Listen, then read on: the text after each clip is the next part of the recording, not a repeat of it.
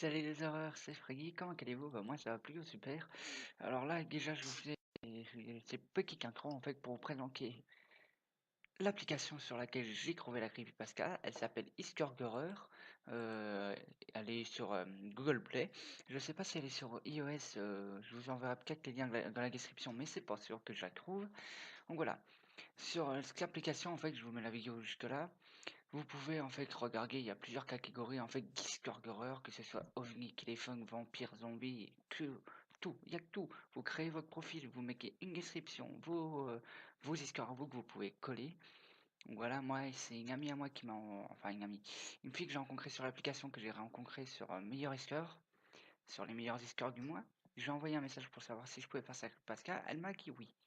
Donc voilà, c'est que juste pour vous présenter vite fait l'appli, je vous dis à plus tout le monde, c'était Freggy, bonne creepypasta.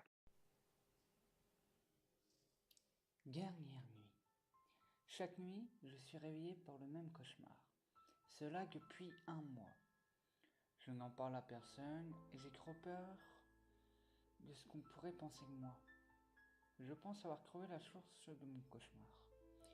Il y a moi, ma meilleure amie, a été retrouvée morte dans sa chambre. La police enquête encore pour retrouver l'assassin.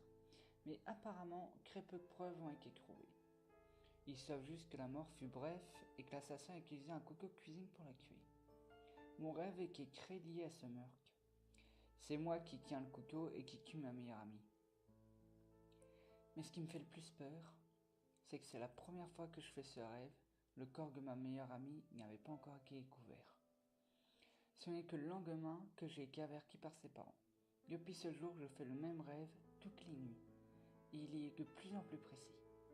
Ce soir, je vais me coucher, mais le rêve n'est plus le même. Enfin, plus tout à fait. J'ai toujours le même couteau à la main, mais je suis dans la chambre de mes parents. J'essaye de faire marche arrière, d'arrêter se guérir, mais je ne peux pas. Je tue mon père avant de me réveiller en sueur. Je me lève et cours dans la chambre de mes parents. J'allume la lumière et découvre avec horreur le corps de mon père. Ma mère se réveilla à côté et hurla à la vue de ce cadavre. Je ne savais plus quoi penser. Est-ce vraiment moi qui tuais toutes ces personnes que j'aimais tant? Je perdais la tête. Je n'ai pas réussi à dormir les 2 derniers jours qui suivent. Pas seulement parce qu'il était mort, mais j'étais maintenant persuadé que mes rêves avaient un lien avec ces meurtres. Si je me rendors avec une autre personne qui m'écharpe mon rat. Au bout du 3e jour, le sommeil prit le dessus et je m'endormis. Un nouveau rêve pris avec cette fois-ci ma mère comme cible. Mais je parviens tout de même à me réveiller. Je ne sais par quel moyen, je me lève et fonce dans la chambre de ma mère. La porte était entrouverte. En la poussant, je découvrais ma sœur avec le couteau à la main. J'ai eu à peine le temps d'ouvrir la bouche que j'ai senti un liquide chaud dévaler le long de mon corps. Elle me regarda mourir, le sourire aux lèvres. Je n'ai rien pu dire. Elle recommença à tuer et je ne saurai jamais la raison. Alors, fin de la creepypasta. Alors, franchement, Yona, je m'agresse à l'auteur directement.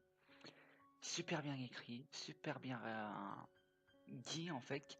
On a tous les détails, enfin tous les détails, on sait pas comment elle rentre dans le corps, même si je pense que qu'elle a fait exprès pour qu'on se demande comment elle a fait. Je pense que c'est plus du corps astral, comme on peut pas le contrôler le corps astral.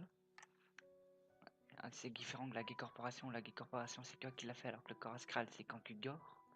Bon, pour ceux qui ne sont pas très habitués à ça, je vous expliquerai plus tard dans un truc spécial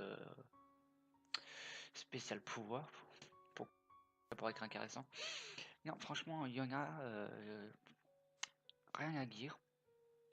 Après, on va débattre dans les commentaires sûrement si c'est corps astral ou si c'est autre chose, si c'est une possession et ainsi de suite. Mais moi, j'ai déjà ma petite aiguille là-dessus. Je pense que c'est la grande sœur en fait qui fait du corps astral qui va dans le cerveau de la sœur, de la petite sœur possédée, parce qu'elle sait pas ce qu'elle fait, ou alors la petite sœur psychopathe, tout simplement. Et franchement, par contre, je sais pas comment elle a fait pour aller chez la meilleure amie. Là, faudra m'expliquer. Mais franchement, je trouve ça super bien écrit et franchement, continue. Il y en a et continue à écrire des histoires. C'est pas pour rien qu'elle est numéro 1 dans le mois, sur l'application bien sûr. Donc, par contre, l'application sera bien dans la description. Ce sera un lien Google qui vous permettra de télécharger l'application. Et puis bah voilà, moi je vais gagner une note jusqu'à la fin. Bon, je ne mettrai pas un 10 sur 10 parce que c'est pas non plus hyper, comment dire, hyper bien. Enfin, si, c'est je crois bien, mais c'est pas hyper bien écrit, encore du progrès, donc je mettrai un 8 sur 10. Franchement, rien que pour la creepypasta, j'ai adoré. Donc voilà, je vous dis à plus tout le monde. N'hésitez pas dans les commentaires, à lâcher un like, ça fait toujours plaisir. Et à la prochaine pour plus du frisson. Salut tout le monde.